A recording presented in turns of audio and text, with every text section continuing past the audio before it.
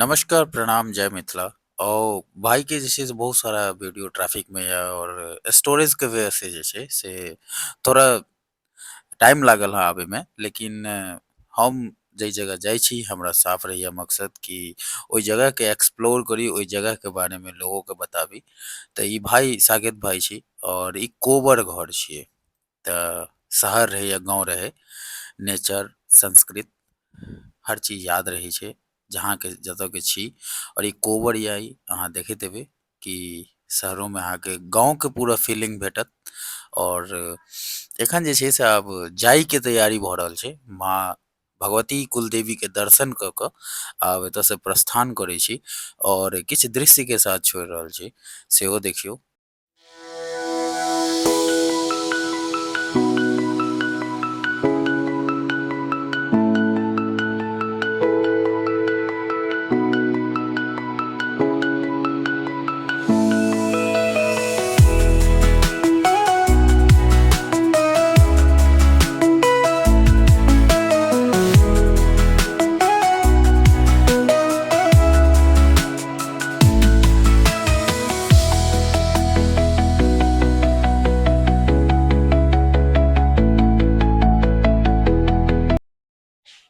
और साइड में जे जते देखबे हेबनि बैसल, ई सब चाचा के दोस्त सब छथिन और सब रिस्पेक्टेड पर्सन सब छथि।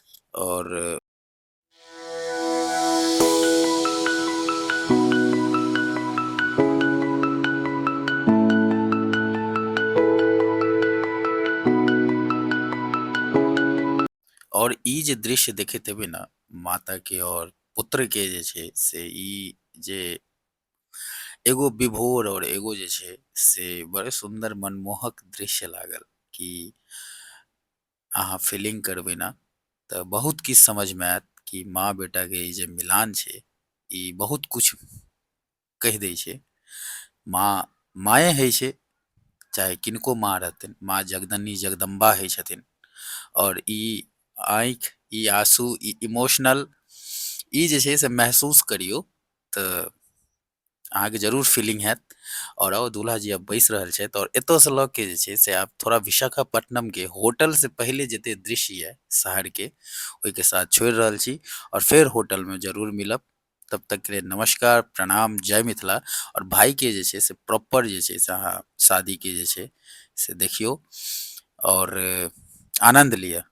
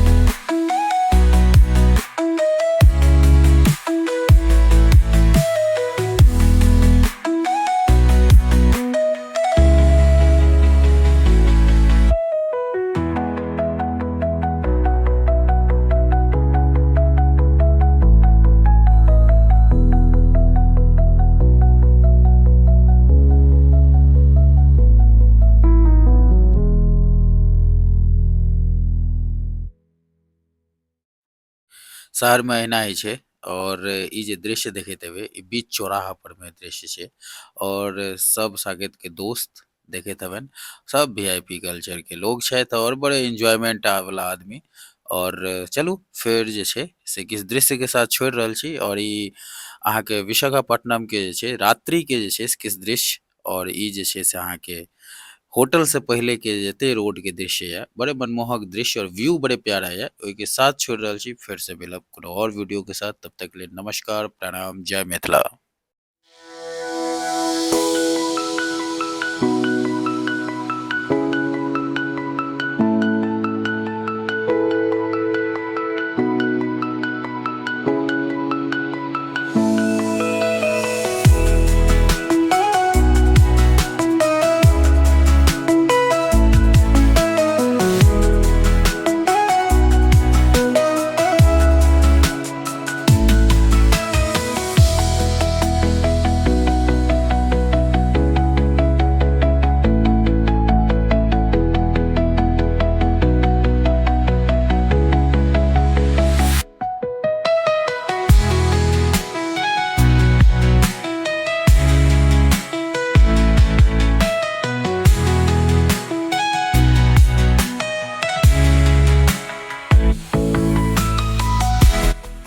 चलो फिर से कोनो और वीडियो में मिलब, नेक्स्ट पार्ट में मिलब भाई के शादी के। और तब तक के लिए नमस्कार, प्रणाम, जय मिथिला। और ई वीडियो में जे छै बहुत सारा क्लिप छले सॉन्ग के, वो हम म्यूट एहि दुआरे केलहुँ कि कॉपीराइट भऽ जेतै यूट्यूब पर में, तऽ माफी चाहै छी। और फिर से नेक्स्ट वीडियो में मिलब, तब तक के लिए अहाँ ई वीडियो के पूरा देखू।